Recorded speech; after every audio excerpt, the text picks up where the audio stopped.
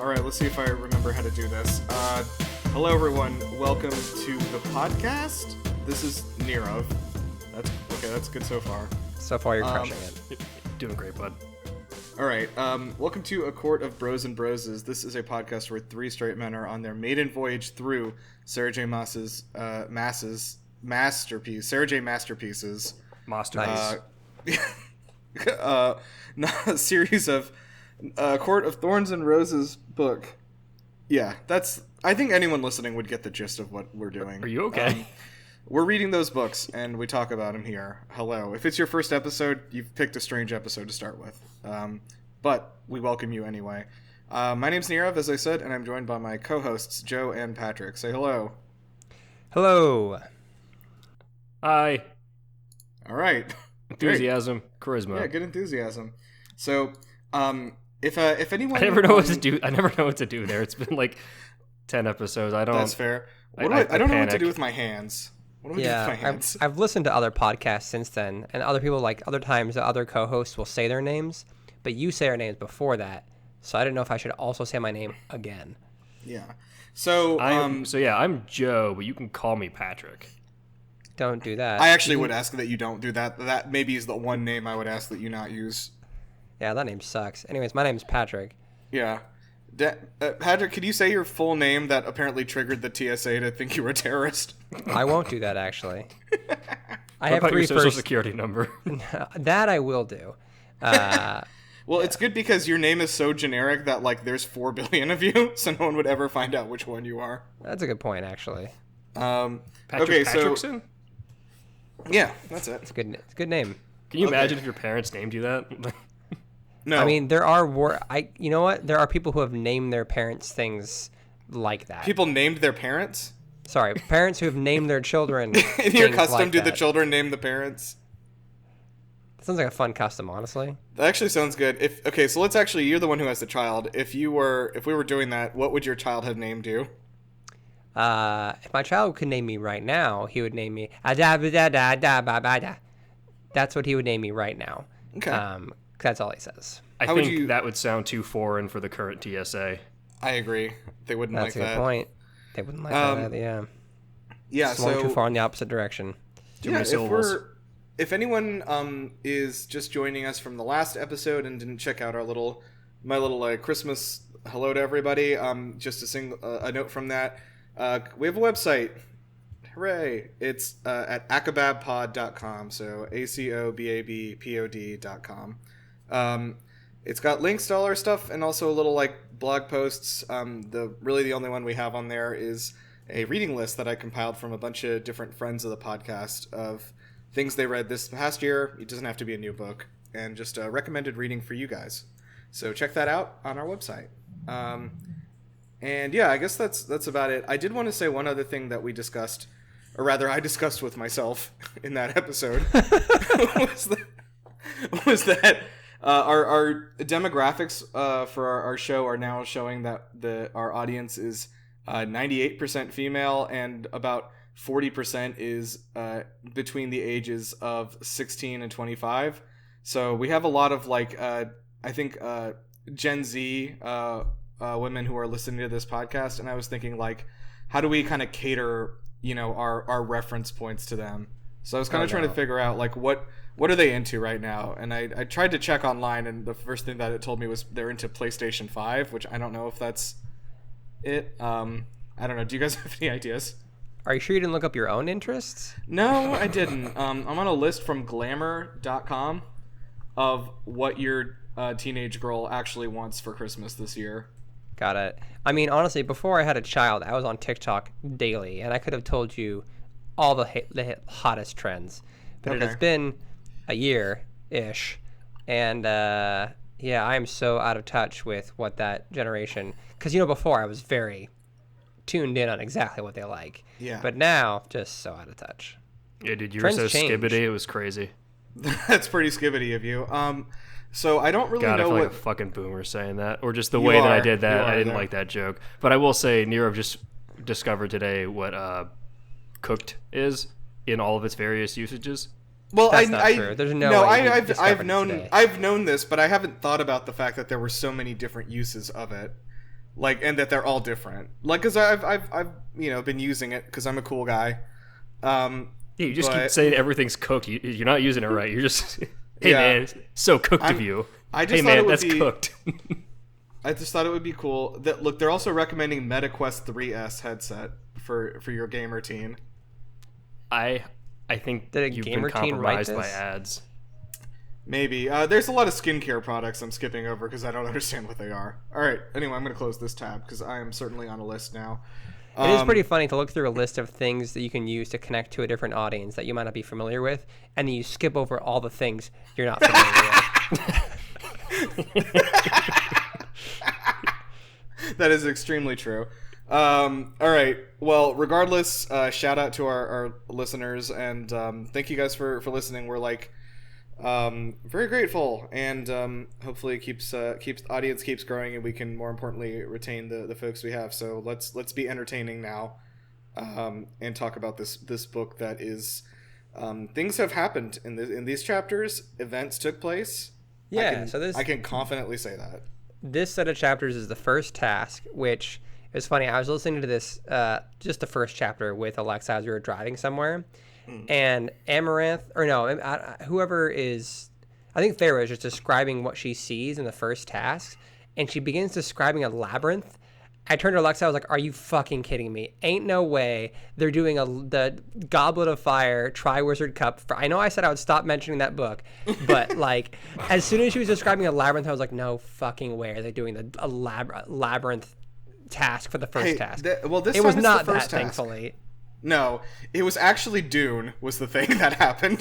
So it was Harry Dune is what happened. Yeah. But yeah. So, well, the thing, I was talking to Lindsay about this today too. I was like, well, at first I was like, oh, it's a big worm, like that's fine, whatever. And then she's like, it was like it had like rough like skin with like a scaly texture, and it was like brownish gray, and it had 7 rows of teeth overlapping each other. I was like, this is the worm from Dune. It really is. It's the sandworm. Yeah, well, I didn't talk to anybody about it because I don't have a significant other, so I just also thought independently that it was the worm from Dune. Yeah, so let's go ahead and say it's that, and we can we'll get to it when we get to it though. So we start off the chapter with Farah's been in prison, and she is dragged out for the crowd. Amarantha is sitting on her, I assume, golden throne.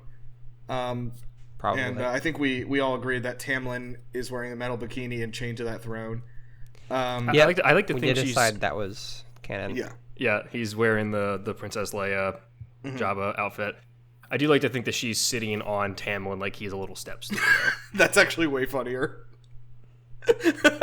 And he just has this like stone cold, like stoic face. He's not reacting. Absolutely he's just, not reacting. But he's visibly pissed off about it. All right. So yeah, the first thing they do is they drop Farah into this maze that's like made of mud. Which actually, if you guys can help me with this, like I think I missed something. Like I thought they were in this like cave system. Is this like in the cave still? There's a giant room with a pit of a mud labyrinth. Yeah, it's unclear if like this worm lived here already and they built a like an arena around this worm, or well, no, because she stumbles upon a pit full of bones. Maybe this is just like regular entertainment for her. They just like drop things into the maze to let the worm chase it, and they watch and jeer. Like I think this is a normal Saturday night for them. But also they pointed out that the maze was full of worm shit. So, so the worms lived here for a while. I like this idea you've presented where they like slowly built this arena around the worm's house without it noticing. Hey, what the fuck? I mean, that is pretty impressive because a worm can tunnel everywhere. I guess it just arbitrarily decided to not tunnel outside the arena or under the arena and leave. I mean, it might be the case. Honestly, probably what the case is that they just keep feeding it, so why would it leave, right? That's a good point. People in there. Or also she's magic. I mean, she's magic mommy. She can do whatever she wants. Amarantha? Yeah. Yeah, I guess we could call her Magic Mommy if you want. Who else would Joe be referring to? The worm? I don't know. Yeah, exactly. Yeah, no, the worm I nicknamed Girth worm. Girth worm. Girth. I don't know if I like that actually. I know I don't like it. All right, so they throw her into the maze, and you know what I call Tamlin? Nope. Hamlin. They throw her into the maze. Wait, what did you say? I call him Hamlin because he's got those cheeks. Okay. Huh.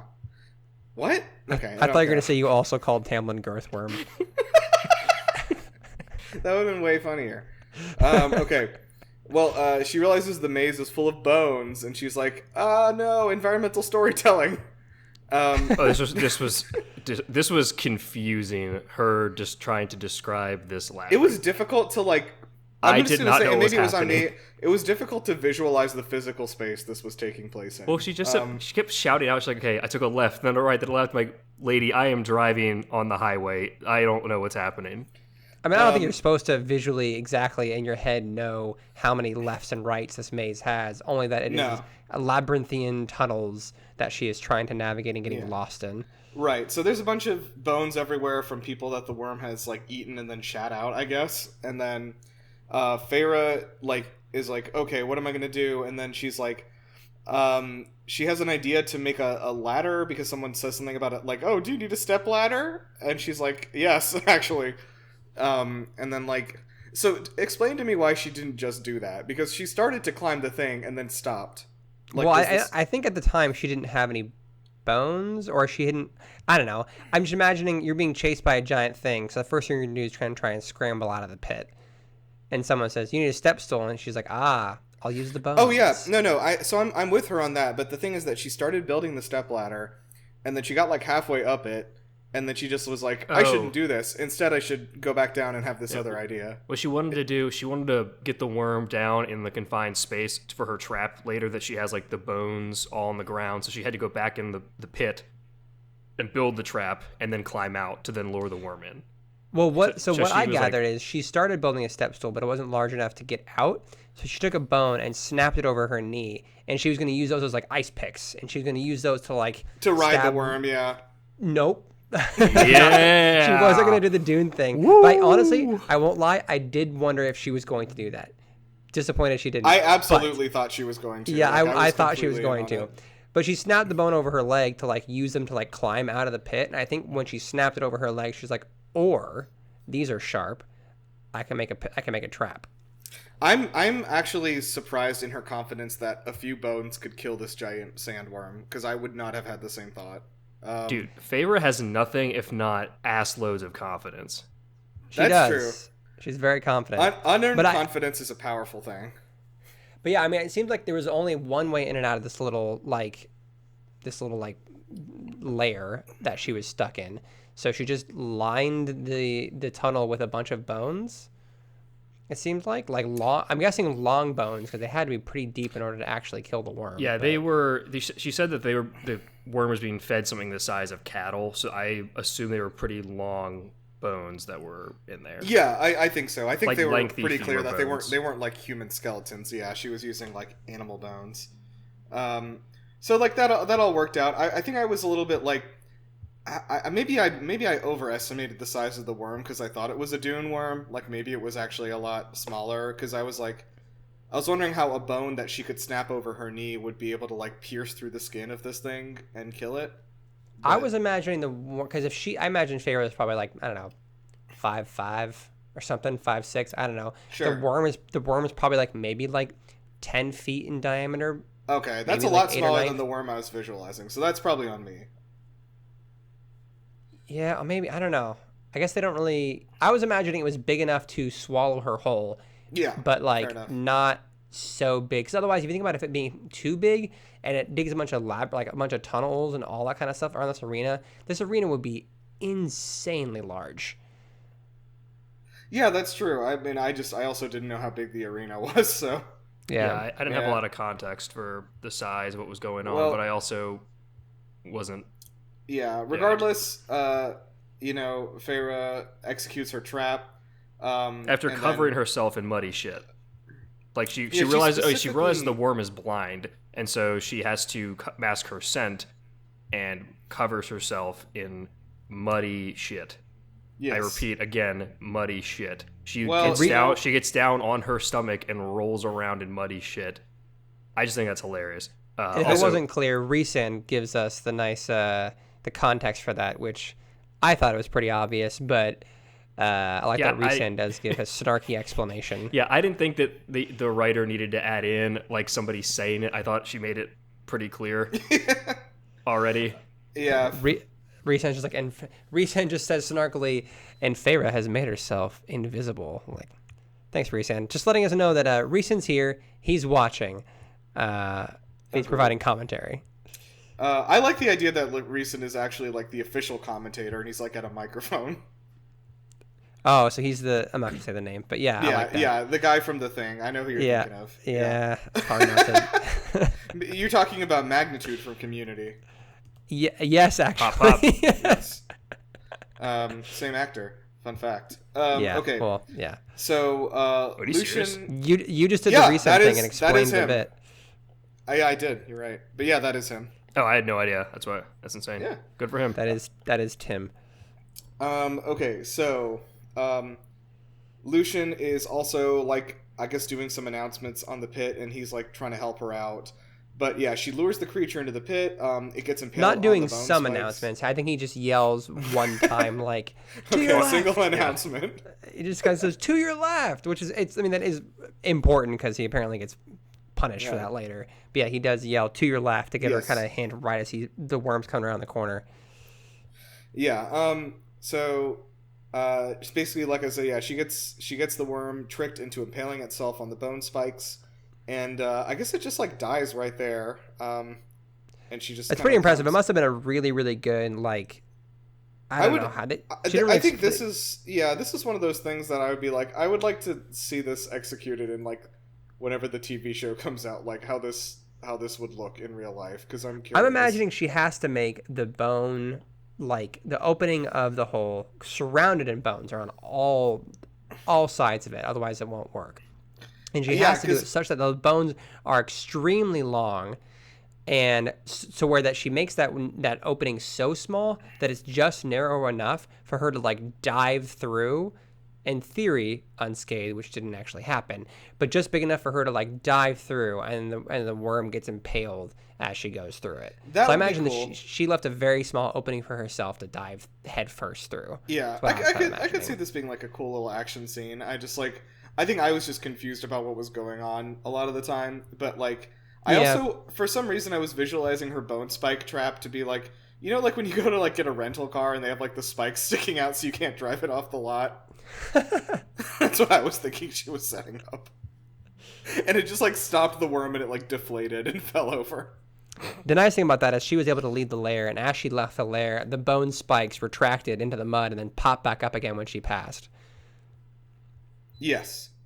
Which is exactly how those tire things work. Exactly.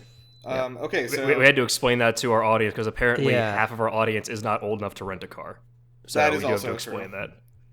That is a fact. I did not think about that, yeah. I mean, those exist in non-rental lots, but yeah. That's true. Okay, so... Feyre leaves the arena. Amarantha's like, oh dear, I can't believe she did it. And I think she announces that everyone except one person who is obviously Rhysand like placed a bet against her. And I think he has made a lot of money today. He did. Which also my first thought was, I was like, okay, if we actually break down the economy of this scene, if everybody but one person's gambling, I don't think that's a sustainable gambling economy. Like, what are the odds for the people that are? It's like you're gonna get like a penny on every dollar you bet. Like, what? That doesn't make any sense. Yeah, the odds in favor against Feyre must have been so wild. Why would anyone even take that? They must have been very high, and Rhysand must have put a lot of money in, is my guess. And why did Rhysand not? In general, why is Rhysand the only person? Like, no, you're telling me no one, not a single person was like, you know what? Why not? Yeah, I'll give this a shot. Yeah, here's $5. Like, let's just see what's exactly. If the odds are like that, 2,000 to 1 odds. Yeah, throw $5. Sorry, five fairy bucks or whatever the fuck they use. 5 fairy bucks. The fairy bucks are called fucks. That can't be right. I don't think it is. No, it is right. It's in the manuscripts. It's in like the She talked about it in an interview. Yeah. It's in the Silmarillion. Oh my god. Oh, please tell me that exists for this. Oh. Please. Okay. Anyway, so Feyre realizes that her arm is like super broken and I think like cut up to the point that she thinks it's infected with worm shit, which is a good guess. Well, not only infected, there's an actual bone sticking through her arm. Yes. Like full on impaled through her arm, which is wild. It's not a good place to be. She's like, oh, I worry it's infected. I'm like, girl, you got your arm is messed up. You have so many problems. You have like a bone coming out of your arm. So, all right. But also, she was like, oh, if it doesn't stop bleeding, I know what that means. I'm like, yeah, it means you probably hit an artery. She's like, oh, it's infected. I'm like, that's not what that means. Well, like, she has a fever, right? Isn't that no? But she had said if it doesn't stop bleeding, it's an infection. I was like, I don't know how medically accurate that is. I think you just maybe cut an artery on your bone that's cutting I'm not skin. I'm not gonna blame her for not going to medical school. Yeah, I wouldn't know that either, to be honest. Yeah. So yeah, Rhysand shows up in her cell, and Feyre's like, "Get fucked," which I enjoyed. He tells her that he better honor in the challenge, and now he's like super rich, even though he's richer. He's probably already rich. He's a High Lord. He's like one of 7 High Lords. He's probably so rich already. Rhysand is like a really bad dude, but he's a class A troll, and it's kind of starting to like win me over. But also, he's kind of a piece of shit. He's like, really also, I think he's gonna become a love interest. So I'm like, okay, I think he is too, I'm okay I'm with. Really worried about it. Yeah, so I'm okay with starting to like him because I see the writing on the wall. He's 1,000% going to be being written out to be a love interest, but there's a weird way of going about it because right now she's making him more and more of a scumbag.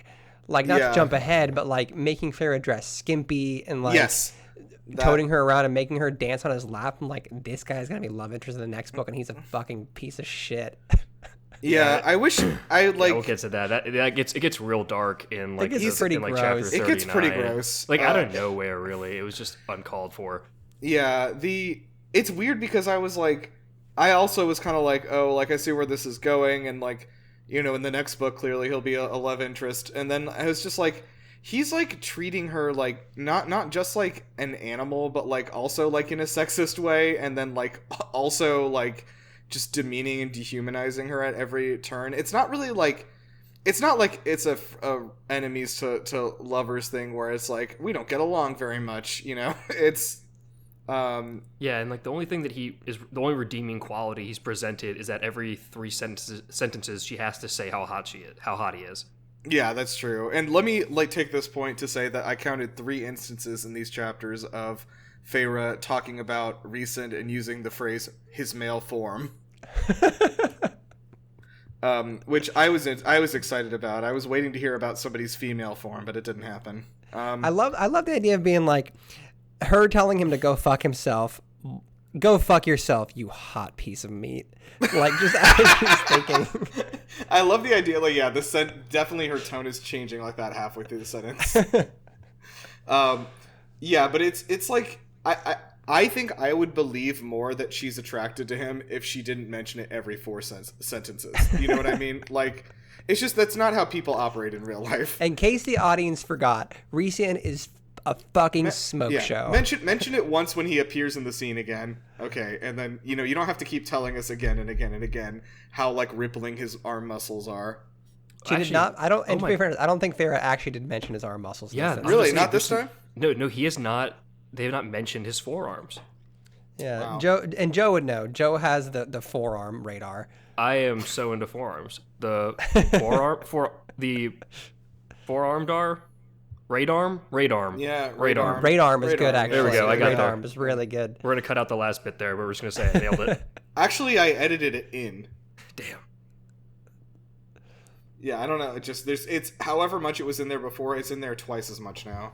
I will say, though, at this part, I was kind of switching to Team Rhys. Obviously, chapter 39 gets way different, but he also exudes more life as a character than Tamlin does. Tamlin's 100%. Okay, Rhysand is more fun of a character, yes. Yeah, even if he is shitty. I was absolutely feeling the same way, because I was like, I feel bad, because like, he's a piece of shit, but like, Rhysand is a much more interesting character than Tamlin. Like, they've made Tamlin such like a flat... And like half the book, he's just being like, "Well, I can't do anything," It just like, it's they've made him so boring, but like I don't know. As soon as they introduce another man, like they made Tamlin so boring. As soon as they introduce another man, even though this man is like quite literally a piece of shit, we're all like, maybe this guy. Like at this point, like probably a rapist. Like we don't really know. Like he has like the tendencies. Yeah, I guess. Like he hasn't done anything yet, but like he's exhibiting tendencies where it's not a crazy jump to make that he's done stuff like that. But like even then, we're still like, hey, he's better than that nerdy Tamlin guy. Yeah, this is we're getting a little ahead of ourselves. So basically, Rhysand, just to kind of, at least so we can hop through this chapter, Rhysand tells Feyre, I'll heal you if you agree to stay at my house 2 weeks out of the month. And immediately I was like, what the fuck is up with me? So at first I had thought, like, I don't know why, I think my brain was just trying to rescue me from this deal, because I thought that she said that he was like, that she needed to stay with him for 2 weeks out of the year, and I was like, okay, well, I bet she could do that.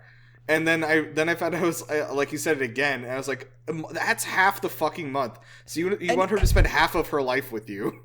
And then the way he describes the deal again, he's like, it's just 2 little weeks a month. I was like, are months different in the fairy realm? That's half the month. God, oh no, I spit up my drink on my keyboard. No. Fuck. Oh my God. Oh no, we lost our host. He's dead.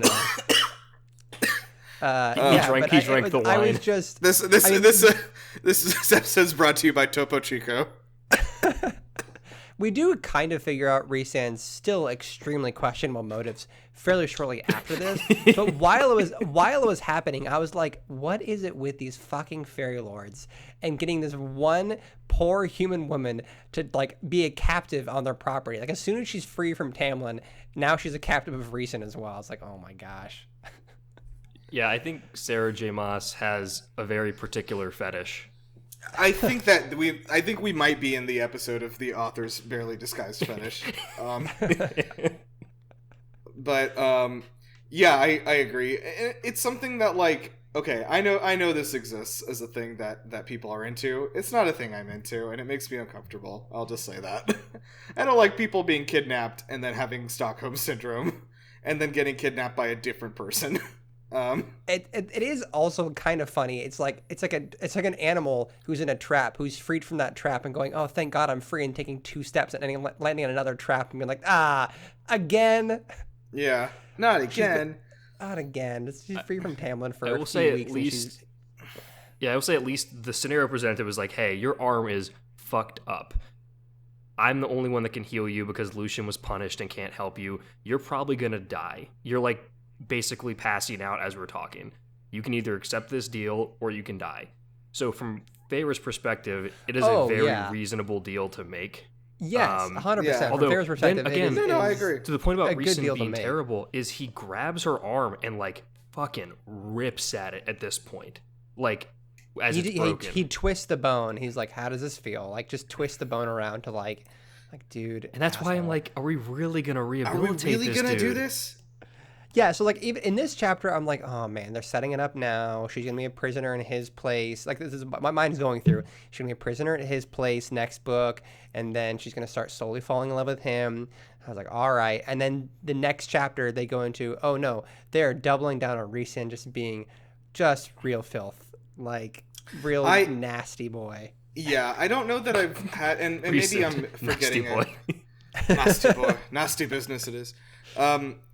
I don't know that there's another thing I've read or watched or whatever that has a character this shitty that like gets successfully redeemed in like an organic way.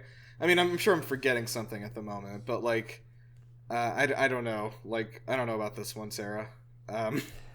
I mean, we will conceivably. What I am thinking of as this has progressed more and more and more, I'm thinking, I'm like, all right, when there's the redemption arc for Rhysand, and we're going to figure out that he had to do this because of this. He was doing this because he's under a curse too. Damn it. Yeah, and he was doing this thing because he was forced, and then there was other thing he was doing that looked bad, but in reality, he had other motives because of X, Y, and Z. And really, like, if you think about it in the bigger picture, this really horrible thing he did actually saved Feyre in the long run. Yes. So I'm sure they're going to do a little bit of like recontextualizing to a lot of his actions later. Mm-hmm. And they even do that later, like within these next couple chapters. So after Feyre, we'll get to, I guess, at the end, but like after Feyre agrees to this deal, he immediately does a ha gotcha, and like her whole arm is covered in ink, and she has like this permanent tattoo on her whole arm all of a sudden. Mm-hmm. And she complains. She's like, how was I know you're going to do this? He's like, you didn't ask. Like, what a weird specific thing to ask was going to happen. Oh yeah, that was stupid. I disagree with that. She very explicitly asks, what are the terms of this? Yes, she very explicitly asked. And I was like, very no. True. Wait, I just saw ago. You just said. Sorry, I just saw something that reminded me of this because it was something on Reddit, but it was like communicating badly and then feeling like pretending you're cleverer than somebody when they don't understand you is like the stupidest form of intelligence. Yes, which is like exactly his whole thing. Yeah, and they did agree, they bartered down to a week, not 2 weeks, and then the tattoo has an eye on it, which Feyre kind of has vibes. The eye is not like alive, right? It's not like it's not she like swears she sees it blink later. Yeah, she talks about seeing it blink, and then she also talks about the tattoo, like giving her some sort of empathy into Rhys's emotions at some point. Like she feels Rhys's emotions through the tattoo. So it's definitely not like a regular tattoo. There's some sort of magic shit going on with it. Yeah, and then there's also like he seems to be able to like move the tattoo around, it's like a modular tattoo. That's the paint in chapter 39. Yeah. Okay. Sorry. Yeah. All right. But yeah, and then he kind of reveals here that all of this was like, or him doing this was mainly to kind of like bother Tamlin. That she's just kind of a pawn and him being a stinker. That's the motive we see is like, okay, this isn't like because originally we were like, why does he want Feyre to stay with him? Is suddenly another lord randomly interested in her? And it's like, oh, okay, no, he doesn't really care about her. He just wants to fuck with Tamlin. I'm glad that she said that because like I buy that a lot more than like, oh, Rhys is secretly in love with her too. Like yes, yeah. Because originally that's what I thought was happening. I was like, what? Why? What is the motive? Why do you want Feyre here? But yeah, like the idea that he gets to like perpetually torture Tamlin, not just like having her gone but for 1 week a month, but like knowing that for the rest of her life she will have to do that, he will not have her, is like, I was like, that's like a pretty sadistic thing to do to somebody. It's pretty fucked up. It's pretty fucked up actually, but I'm sure surely by the end of the next book we'll be like, oh, that made sense that he did that. Yeah. Sure. I'm positive by the end of the next book we're going to be like, Rhys is not that bad of a guy. Nah, he's great, actually. I love him, and I love his cool hat that he wears. Yeah, They talk about his cool hat a lot. I like the idea that he's wearing a cool hat. Did we decide that Henry Cavill is playing him? Yes, 100%. Yeah, I like that. 1,000%. All right, so... and Henry Cavill dates... I think he's seriously maybe engaged to a woman who's like significantly younger than him, so it checks out for this relationship. Is he really? Real? Oh, yeah. I'm going to type this in. Henry Cavill. All right, first off, Henry Cavill age is 41 years old. I think he started dating... He was dating like a 19-year-old at one point. Her... Natalie Viscuso. Let me see how old she is. She's 33. That's not that big of an age gap. I mean...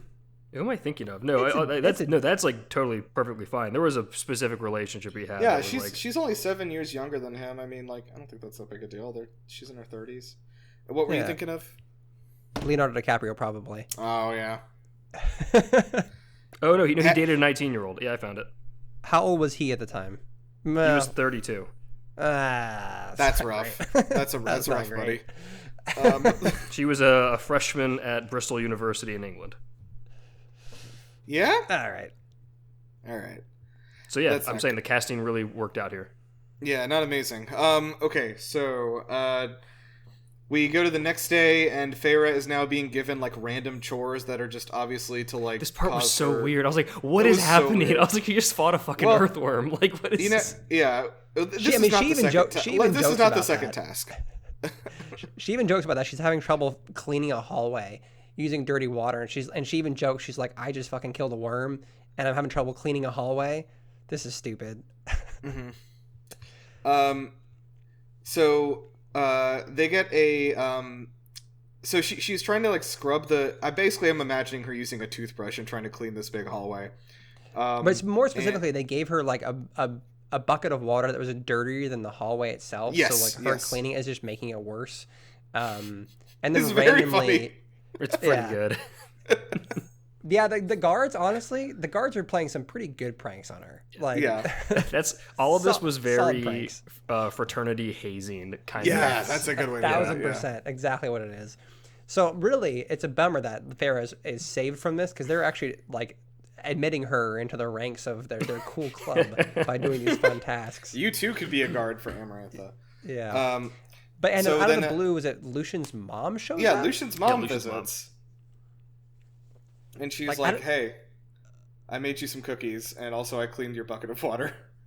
I'm a little confused about this. Did she know Farah was cleaning?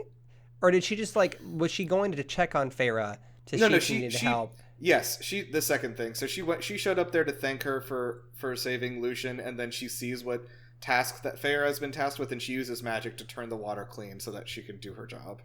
Got it. Because she couldn't just use her magic to, make everything clean. She had to still make Farah do the work. Well, you know what? It builds character. Because bootstraps and all that. Yeah. And it's very funny that Lucian's mom is like, you gave your name to save my son's life. I cleaned your bucket of water. We're even. We're even. I've repaid my Gungan life debt. Okay, so then I did not really think about that at the time, but that is oh my god. Okay, so then the next day they tell Farah to clean lentils out of ash in a fireplace, and then they're gonna peel her skin off if she doesn't do it. So then Reason is like, why are you doing this in my fireplace? Well, more specifically, Reason shows up and it's like, oh, what a wild coincidence this is. The fireplace happens to be Reason's room. But also, I'm really glad that he asked the question. I'm kind of jumping ahead for a second, but he asked her the question, why were there lentils in my fireplace? Because I was like, why the fuck are there lentils in the ashes of a fireplace? Like, am I missing something? Is this... It's just the guards doing another goof. I think the guards are just doing goofs, dude. They're just doing funny goofs. It's just fun, yeah. So then, Reason is like, hey, all the he explains some exposition about, the powers that he has versus, what Tamlin has and stuff, and he grows, big wings like a vampire, I guess. He's a bat. I think that's his beast form is Batman. No, Man-Bat? Actually, it's Man-Bat. Yeah, it is, yeah. Yeah. This part got so sexual. She was horny for the Batman. Was she?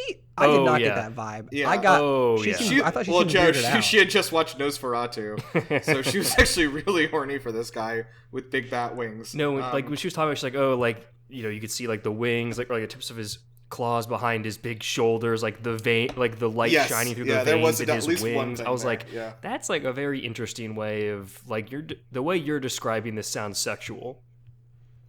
So Farah is like, hey, do you know the answer to the riddle? And he's like, yeah, it's like a riddle for first graders, but I also can't tell you what it is because Amarantha's forbidden us.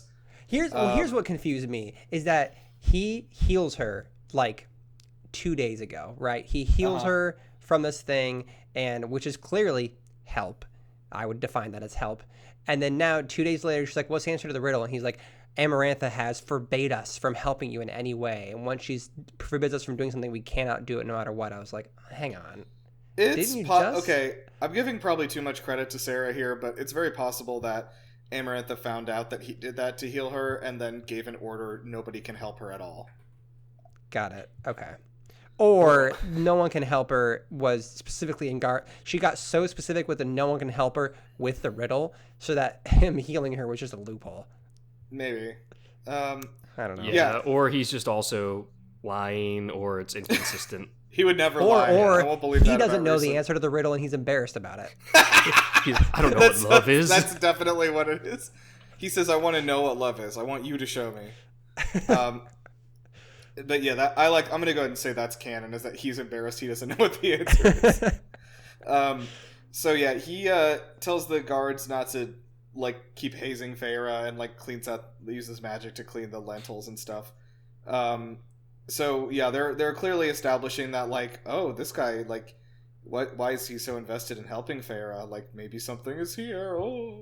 Yeah, and they have a conversation about, she's like, oh, kind of why did you make this deal to save your court? And he is kind of angry, you don't know what I did to, save my court. Like, they're kind of alluding to him having that backstory that's going to make him relatable, or he's scheming, but it's kind of this like half and half. Is he scheming for his own personal gain? Is he's a big stinker, or does he have some more altruistic motives? Or maybe the reason he's being such a shithead is because he's doing everything he possibly can to save his subjects, and actually he's a great leader, even though it came at the cost of him being horrible to like others or whatever. I do think that Rhysand is playing some bigger game that we will not hear about until the next book, is my guess. Well, I mean, I think the bigger game he's playing is, and why he is kind of putting all of his cards in, and why he's actually kind of betting on Feyre a little bit and trying to help her out a little bit. Because I don't think realistically he's romantically interested in her yet. I don't think so. I don't think, at least I wouldn't buy that if that were a reason he gave. But I think what he's trying to do is he sees that Feyre is the only hope they have, as weird as it is that she's the only hope. If she manages to pass these trials or beat the riddle or whatever, if she manages to do that, Tamlin gets his powers back, and that's the only shot any of them have of being free from Amarantha. I'm guessing he's not stoked about being under Amarantha's rule. No, I think he doesn't like being under anybody. Wait till the next one. Yeah, they're gonna be on top of some people for sure. Yeah, he's definitely a top. Okay, so I Tamlin's think a bottom. Yeah. Well, you didn't have to say it, but yeah. Also, can I say something? The spark notes here under the analysis, I just want to read the first sentence, which is hilarious to me. The first task Feyre faces is a literal and metaphorical game for her survival. The maze layout, the crowd of spectators, and bets placed on Feyre's performance illustrate that Amarantha is the cruel master of the game. What's the metaphorical? This is not a metaphor. It's just that's just what's happening. These spark notes, like the analyses, are written by children. I think they must be. There was one where it's like after she introduced like the riddle, that series of chapters that Block said that like the theme was love, and it's like, yeah, no fucking shit. Like, what?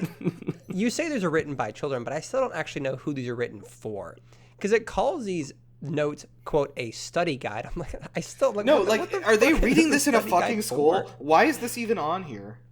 I don't understand why this sounds. Also, we need to check something now, which is extremely important, which is if the next book is on here.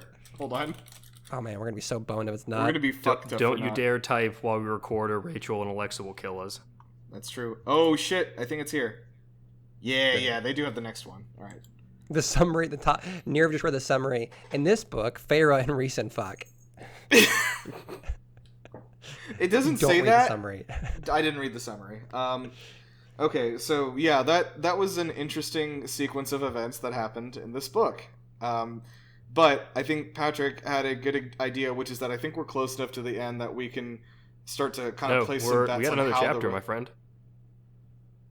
We have another chapter? Did you not read the next chapter? I absolutely didn't. Oh no! Holy shit! Oh, we got some. No, we got some creepy recent behavior for you. Oh my gosh, you are missing like the absolute peak worst recent behavior that Joe and I have been alluding to. Yeah, it's terrible. It's wait, like genuinely the most unsettling. You had to have read this. You talked about the paint that moves. Feyre gets like drugged this entire chapter. Wait, let me see what happens here, because I definitely remember the paint stuff. Yeah, so at some point in time, she gets after. Oh, and then does she meet with Lucian here too? Yes. Yes. Okay, then I did read this. Yes, okay, good. I was like, oh no, this is like a big chunk of stuff. Yeah. So I guess. Oh yeah. So I guess before the whole drugging incident happened. No. Actually, no. It's in the middle of it. So yeah, one night randomly, two more. Because when Rhysand shows up to her room the first time, he's like cloaked in shadow, and then he makes himself invisible again because he's from the Night Court. Two Night Court people come, grab Feyre, and like hold her, and they're able to pass through walls like fucking Kitty Pryde from the X-Men. Like simply holding Feyre, they can pass through walls with her, which is kind of dope. The Spring Court kind of sucks, right? The Spring Court can't do anything cool like this. No, yeah, I mean, like the Night Court is rad. The Night Court's way cool. The Night Court's pretty fucking cool. Let's just be honest. But anyways, the Spring Court is over here like growing flowers. Yeah. So anyways, they grab Feyre and then they're gussing her up, and she's like, "What's happening right now?" They're covering her. They're putting makeup on her. They're doing her hair. They're painting her. And they put her in like the most skimpy outfit. Like it's just basically, it's hard to even call it a dress, right? It's just sheer white fabric that only barely covers her boobs. Yeah, she's all she is wearing. But also, and then it's like it's like a loincloth with it. Like the paint, I think, goes down to basically her private parts to just be soft about it. To even I like how delicately you said that. Yeah, because this part's just bad. Like to see if literally anybody touches her, or like if she gets out of this, if her and Tam would get intimate, like because she mentions it like that they touch her down there. Like it's really bad. No. They don't touch her. They don't touch her down there as far as I know. Like they touch her. 100% did. They touch her everywhere else. I thought was what she said. Yeah, I think because so they got close. Not at least. Not, they got not like gonna head not too like much. no, they weren't like down there, but like they were close enough where it's like this is real bad. Yes, they paint down there, but I don't think she never gets actually touched down there as far as I understand. But yeah, they're painting everywhere, and then she asks Rhysand, as you said, what is this paint for? And then Rhysand says, so I know if anyone has touched you anywhere. And then he wipes his hand along her shoulder and smears the paint, and the paint magically goes back to where it is. And he's like, but I'm going to know where I touch you. So, but I know that is how I know if anyone else is touching you, basically, is what he says, which is gross. It's maybe the grossest thing I've heard in a minute. So fucking gross. Yeah. Wow. It's like a magical chastity belt. I don't really know what to say. It's extremely gross. But yeah, and the first night, Rhysand brings. So basically, Rhysand's like, "You're my party guest. We're gonna go to a party tonight." And Rhysand just like touts her around the room as his kind of arm candy, and basically just specifically to rub it in Tamlin's face. That and this is when he tells Tamlin that Feyre will be spending a week of every month with him for the rest of her life. He's basically just trying to get a rise out of Tamlin in whatever way possible. And to Tamlin's credit, he does not react. And this is also where Feyre says, I think, probably the lowest IQ thing, I think she said this entire book, is where she says to herself that she finally realized that Rhysand thinks that she's going to survive this because he said for the rest of her life. And I was like, wait, did you not realize that like 3 chapters ago when you made the initial deal? Like, why are you just realizing this now? Like, why would he have made this deal? I mean, to be fair, 3 chapters ago, she was like on death's door. She was like, I know, but it was just like, why? I'm not going to blame her decision making when she was like having a fever with her bone sticking out of her arm. I'm blaming the writing, not the character. Oh, okay. Okay. So yeah, they gussy her up like you said, and he's like kind of prancing her around, and she's sort of like basically she drinks the wine knowing that she's not supposed to, but of course she stops and he offers her wine and she's like no, and in her head she's like, Alice specifically told me not to drink anything here, and I'm gonna do that. And then Rhysand basically uses magic to force her to drink the wine. Oh, is that what happened? I didn't catch that. Yeah. She said her hand was like compelled without her, like her hand moved and put it in her mouth without her doing it. Yeah, so Rhysand full on like drugged her. Like this was out of her. Yes, he literally drugged her. Out of her control. He basically just like roofied her. Yeah. Well, also fully. I mean, she did because she was throwing up later, which is also a side effect of being roofied. So like it was in effect being roofied. Yep. And then she blacks out. And she remembers none of the evening at all. The only thing she sees is she has like the paint is smeared around her hips. So she knows that someone's been touching her hips the whole night. Yes, which is. But then she does specifically say that there's no paint smeared, at least like she knows that no one had sex with her because there's no paint smeared around her private parts. Yeah, great. And then Lucian, when he shows up, confirms that she was dancing very, very intimately with Rhys. Yeah, so Lucian shows up and he's like, "What the fuck are you doing? You made a deal with this guy. What were you thinking?" She's like, "I was dying, Lucian. I didn't know if you were going to show up." And he's like, "Fine, whatever. The deal's done now." Lucian kind of fills her in on what happened.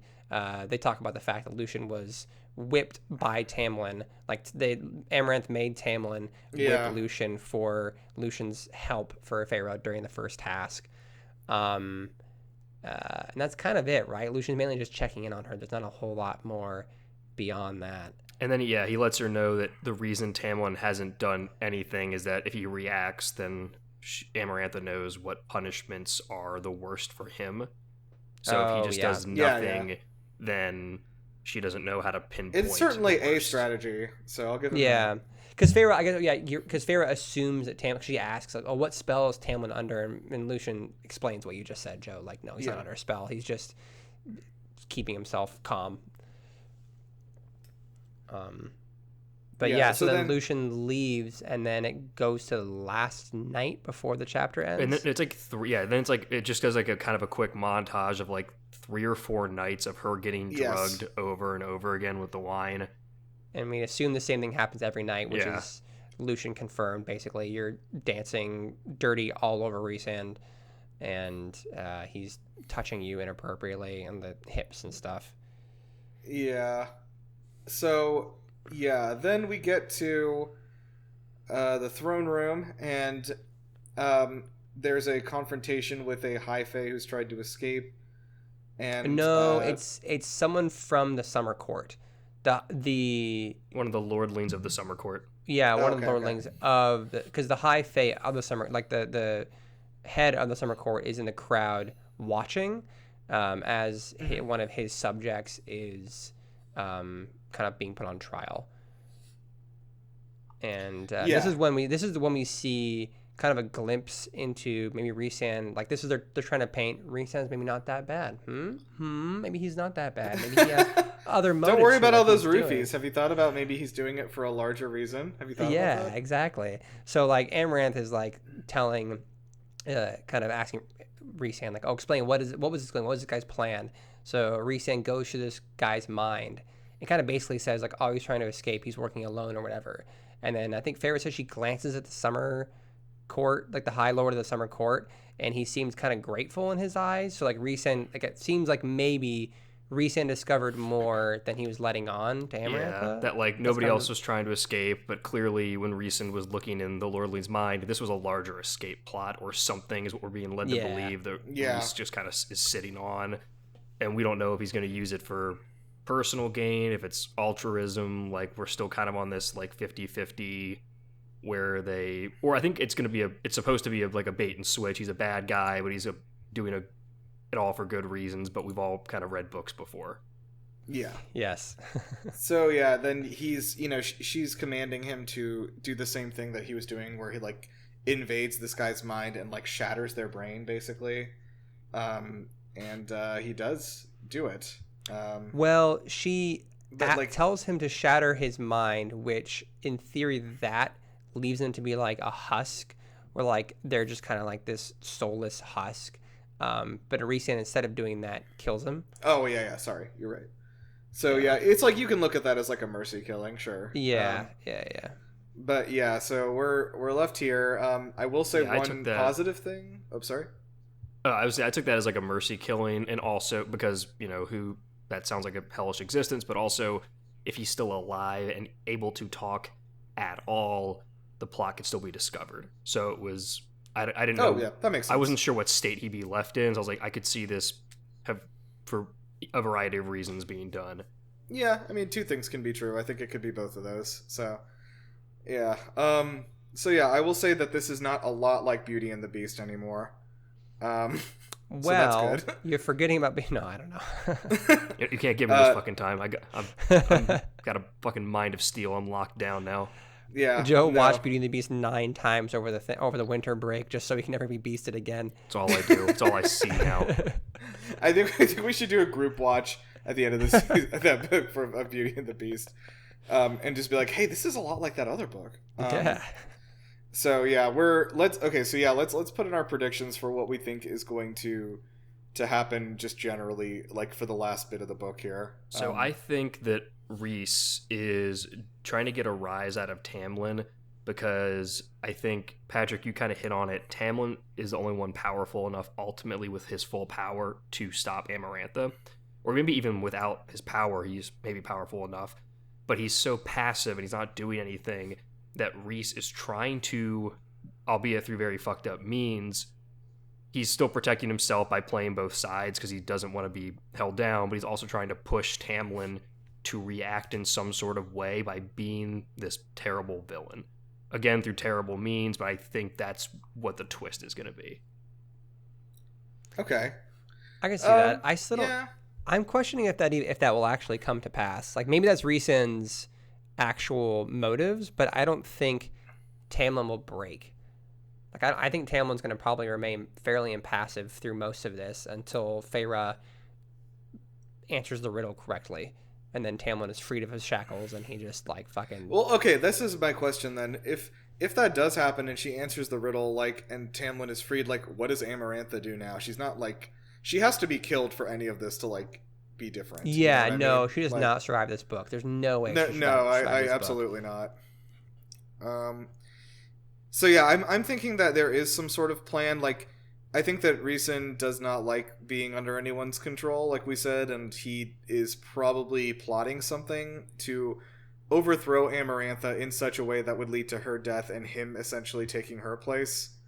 I don't know if he's taking her place, because that would imply that he will have every other lord under his rule. Do you think he wouldn't want that though? I think he just wants things to go back to. I don't know. Actually, I have no idea. I think he would want to have the power. He seems like that kind of guy. Yeah, I think so. But would it actually happen that way? Because then, in theory, Rhysand's going to be the new villain of the next book. Because that's not a good. Like, that's not a. No lords are happy with that. Yeah, I mean that's probably true. Because if we're thinking about in terms of like what'll happen next, it probably what he wants is to kill her so that everyone can be independent again, and he can, take like basically just be in charge of his kingdom with no one bothering him or telling him how to run it. Yeah. So yeah, I think that'll happen. I also kind of agree that like I don't think Tamlin is gonna like step up and do some big heroic act in this book. I kind of hope not, because Feyre's kind of like she's going through absolute hell and back. So for her to at the end of the book and then have the man come and save her, I feel like it undermine her journey a little bit, maybe. I agree with that. I'd rather her like step up and come up with something clever, like beyond solving the riddle, obviously. Like come up with something actually clever and outsmart Amarantha. Maybe throw her into the worm pit. That would be funny. But like, yeah, I think I'd rather her do that. So we'll see if that happens that way. But like, I don't feel like Tamlin is going to play like a huge active part in the rest of the story. I can see Lucian maybe coming in clutch with something, though. I think that'd be fun if he helped her out. I mean, I feel like Tamlin's going to do something. He's not going to be just totally idle the whole rest of the story. Like, because him getting his powers back is going to be kind of what allows them to win, probably, right? Otherwise, why couldn't Feyre just, like, kill Amarantha right now? But Feyre also did say that she wants to choke Amarantha, so, like, clearly Feyre's going to be able to do something. Like, maybe Feyre is the one who does the final plunge of the dagger. That's what I was going to say. Who do we think gets last hit on Amarantha? I would hope Feyre. That'd be great. I right? would think so too. Yeah, like Tamlin takes her down, and then Feyre gets the final like dagger stab or whatever. Otherwise, that'd be like some, what was it, Arya killing the Night King kind of shit. Like it would just feel so wrong and just out of place from a narrative. It's funny because in that, especially when in that same scene, there's already 3 other characters that have a emotional thematic connection to killing the Night King. That could, like, anyone else would have made more sense. Yes, but to be fair, in this instance, I think a lot of people would have emotional connection to killing Amarantha. I agree, but I mean, the book is ostensibly about Feyre, and she needs to do something, so I'm going to put that on her. I think she's going to do it. I hope she's going to be one who does it. I think she will. Yeah, I do agree to your point about that. I think because ultimately Amarantha is too powerful for a human to kill, and I think even the love thing, that just returns his power. So Amarantha still it didn't take her down if she solves the riddle or survives. Yeah. So Tamlin does have to do something at some point. But yeah, I do hope that it doesn't rob the main character, Feyre, of her agency after all of this. That would just be weird. It would be strange. I think that, I don't know. I think it'll probably end the way we've been guessing. And I think the status quo at the end is probably going to be like, Rhysand is like cooking something else, if I've used that correctly. I don't know because I'm 100 years old, but he's cooking up in the Night Kingdom, and they're like, we don't know what he's up to over there. But like Feyre goes back to live at Tamlin's estate, and like everyone kind of is returned to normal. I'm wondering what like the little plot hook at the end of this first one is of like this isn't over, the story is not over.